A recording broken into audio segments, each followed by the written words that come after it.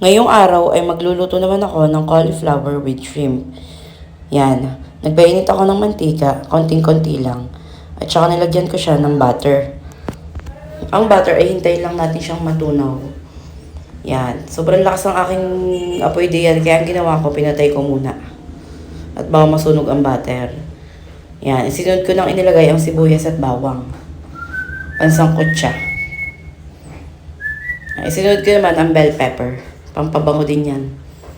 Pula lagi ang ginagamit ko para masarap. Hinintay ko lang mag golden brown or matusta ng kaunti. Nilagay ko na po yung hipon.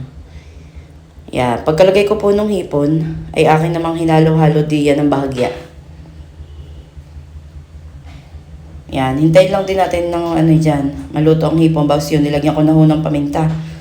Paminta at asin, magkasunod lagi yan pag ako'y nagluluto.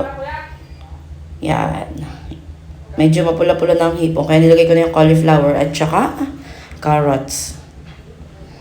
Tapos niyan ay aking hinalo-halo. Sabay sinunod ko na po ang oyster sauce. Pagka ng oyster sauce, nilagyan ko na ng kaunting tubig.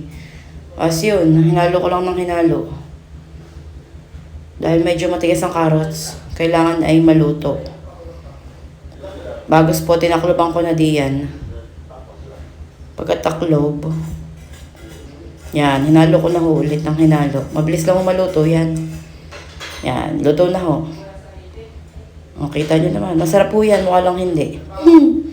Nilipat ko na ho sa isang lagayan. Kunti lang ho aking niluto, gawa na kami naman kakaunti din. Yan, napakasarap po ay na itsura. Yan, gaya na itsura niya. Paano wala lang akong magandang ilaw dyan, kaya gaya ng itsura. Pero napakasarap na yan. Siyempre, hindi mawawala ang kanin. Siyempre, Pinoy tayo. Yan, tinikman ko na ha. Pagkakaluto. Yun lamang. Salamat sa panonood.